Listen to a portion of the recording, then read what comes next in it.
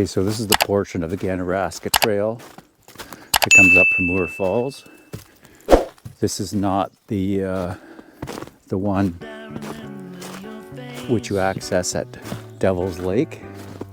This is the southern access, a few miles south of that, okay? So, just gonna take a quick tour in here so you can see what's down here.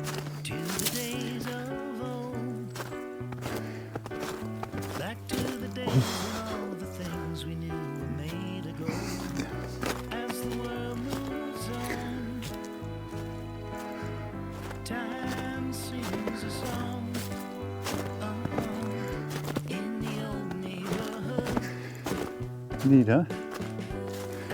Look at that. Once again, this is the week before Christmas. At certain other years, sometimes you can have a lot of snow on the ground, and sometimes it can be no snow at all at Christmas. But more often than not, there's going to be some snow.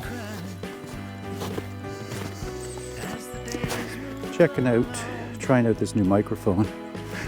See if it picks up my voice better.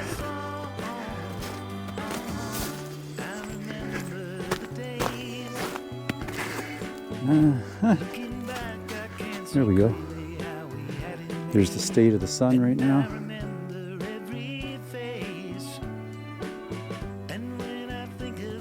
Not too strong. Look over here. Ice on the pond.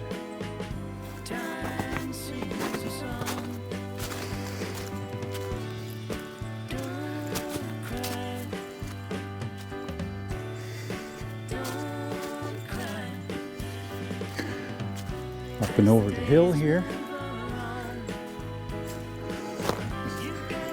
Nice little swamp coming up. This is what I came in here for, actually.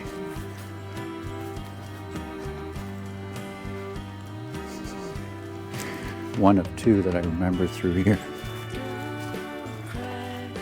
Of course, last time I did it, well, the only time I did it, I was in the summertime, where I've actually walked this part of the trail. So, what I smell from here is swamp water, beaver pond water. You know what that smells like? It's not the best smelling. A little bit of a cliff here. So you can look down there. Nice, huh? See that there, the beaver dam? And there's the beaver pond. So I know that the trail crosses down there. So let's go over and have a look. Let's go have a look here.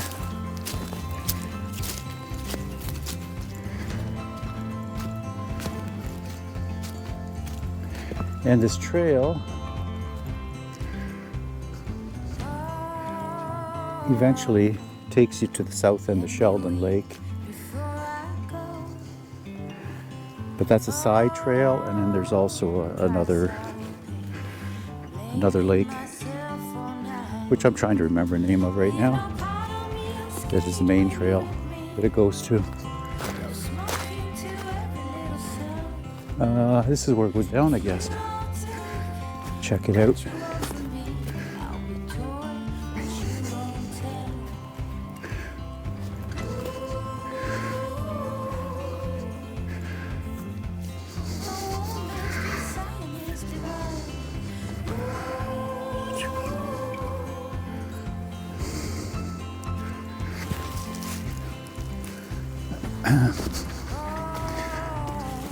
Whoa.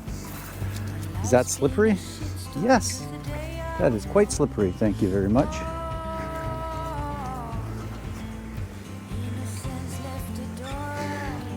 Wonder.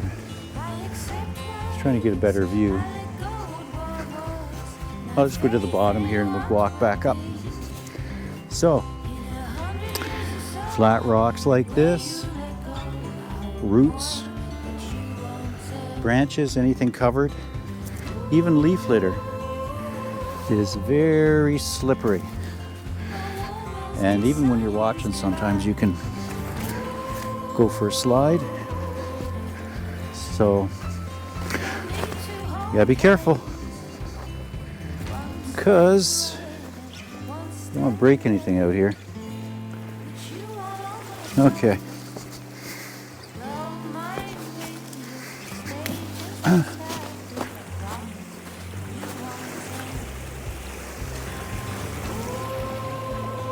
There we go.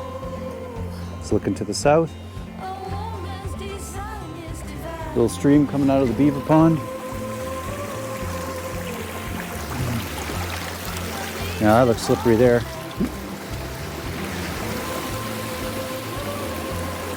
And the trail actually goes up through here. I think, yeah, let's go up this hill over to the pond. Take a view of the pond, because I haven't really got a good vantage point to show you this little pond.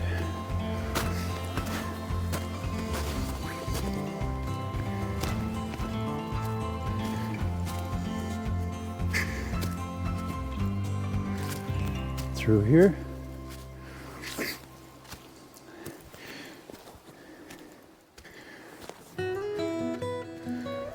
Okay. If you look here,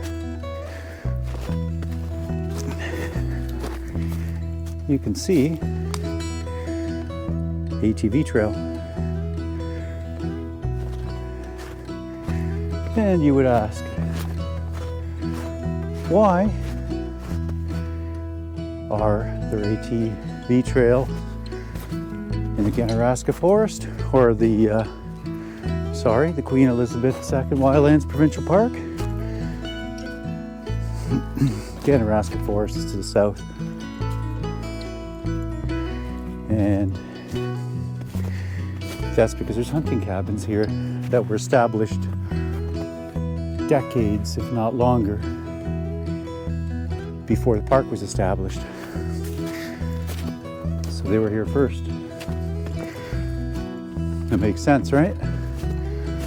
Not going to kick everybody off the land. Well, you might in some countries, but they haven't yet here anyway, at least this portion. Here we go. There's tracks out there of something. Don't know what.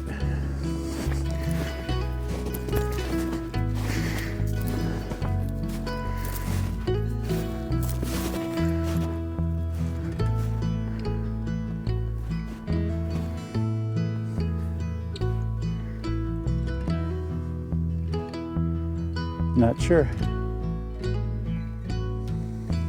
Okay. Goes all the way down there. Tracks go down through here. First I thought, nah, nobody's gonna be snowshoeing or anything like that down there. Gotta be something else. Goes right up the cliff there. So it's gotta be something else. Okay, let's go back.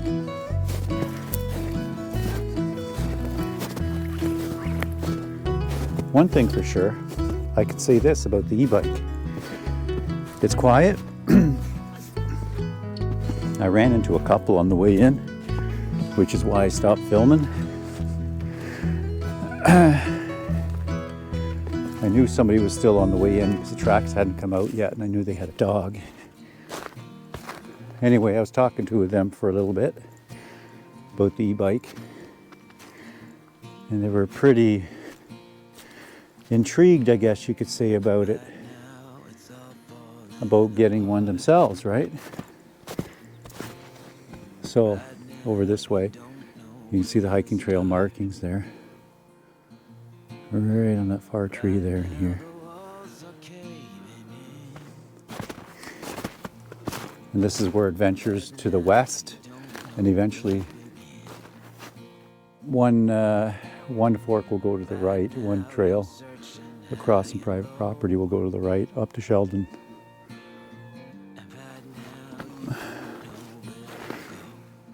Okay. Let's go back this way.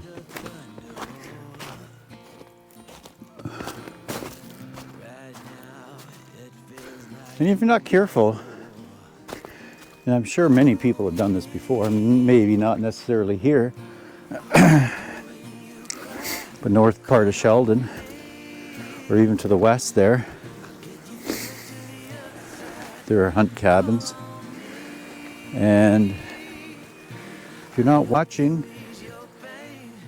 you could end up following an ATV trail and completely miss where the Ganaraska Trail juts away from it. All right, let's go down here. You probably wonder what the temperature is like today. Good question.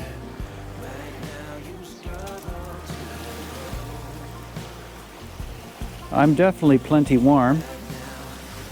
I think earlier this morning it was like 2 degrees earlier. That's Celsius. So just above 32 Fahrenheit. Wow, that is slippery rock right here. I want to go for a fly down there.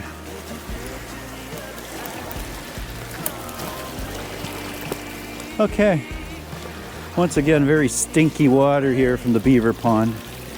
Very, very stinky. Okay, cross there. You got to take your time when you're crossing these things, because to wait for help is a lot longer than slowing down and crossing. Doing it right the first time. Okay, see this bark? Go back a bit. It's corky, very corky, very soft. That is a black ash tree. 2 twigs right opposite each other on the stem. Very typical. The buds are brown. Looks like a pyramid. Okay, let's go. Now is that a cool looking bike or what? Look at that. Nice, huh? Let's go over here. Show you some side shots. Now this is my first time in this section because I've never been down that road before with the bike. Oh, look at that. Wow.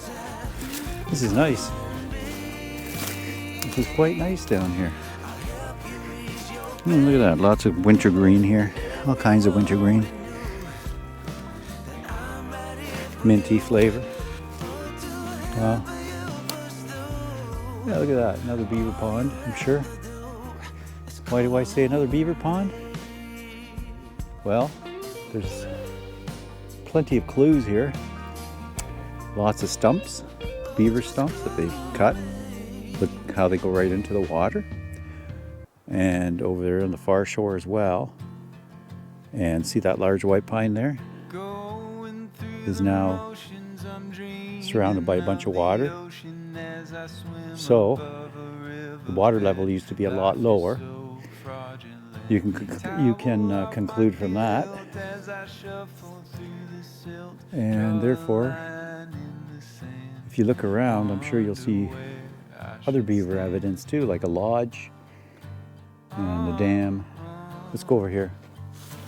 I'm curious to see what's over here. Yeah, the beaver stump here, how they chew it. Go over through here.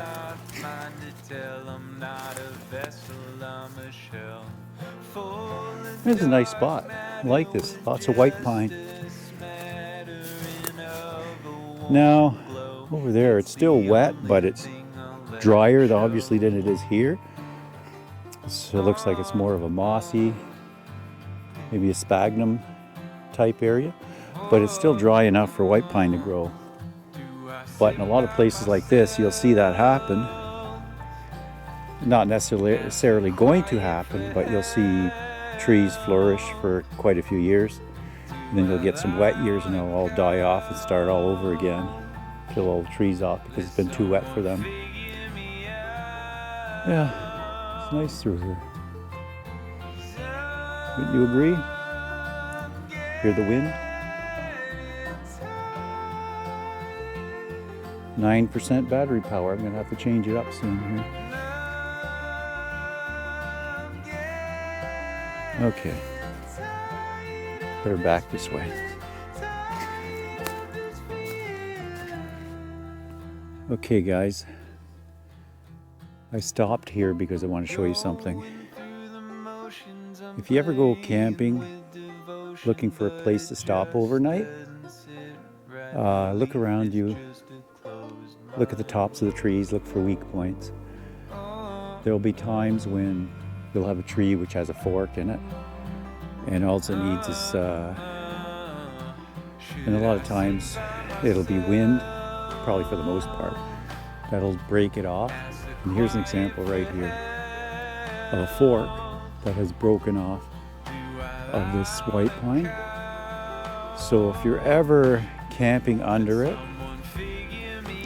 I'll show you. Say you didn't know, you camped right here. Not that it's flat, but it's, as an example. This tree, this is the same fork that broke off that tree.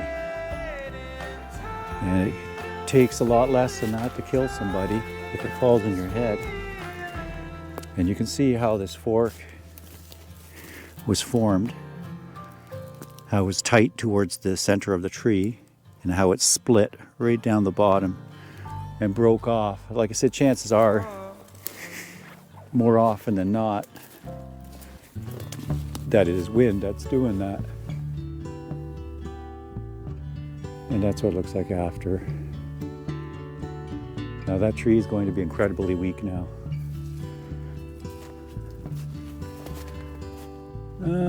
What else do we have here? Well,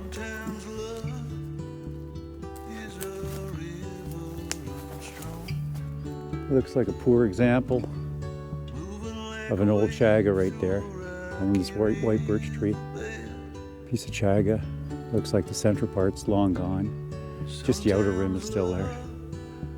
Tree's still alive. Okay, I'm going back.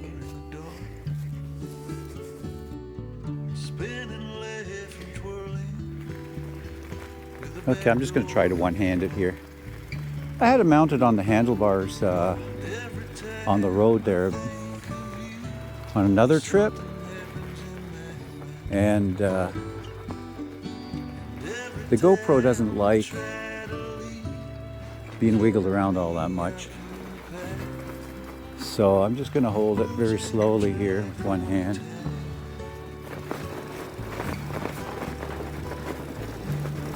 Through here. Go a little slower, I don't want to fall over, that's for sure.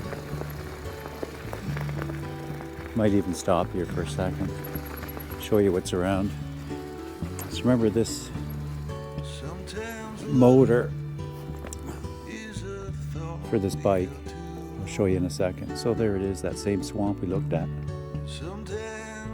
And on this side, they filled this part of the wet hole in so we can get the road through. Alright, let's keep going. What I'll do is stop at the top of that hill because I don't want to, I need both hands going up there.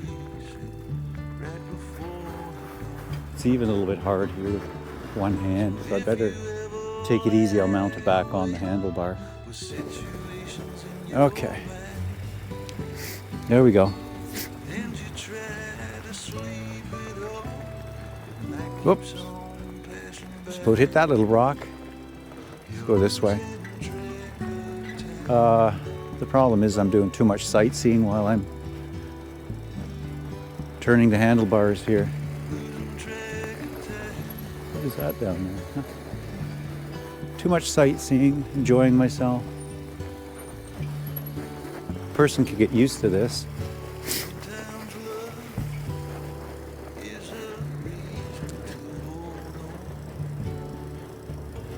Yeah, there's a few bumps in the road here. Going through the snow, so you'll probably see that. That'll be jarring pretty good on here. On the camera, I would think.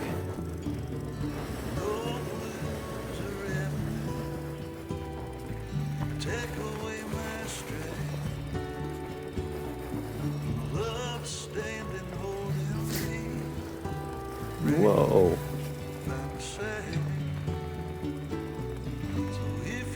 Nice.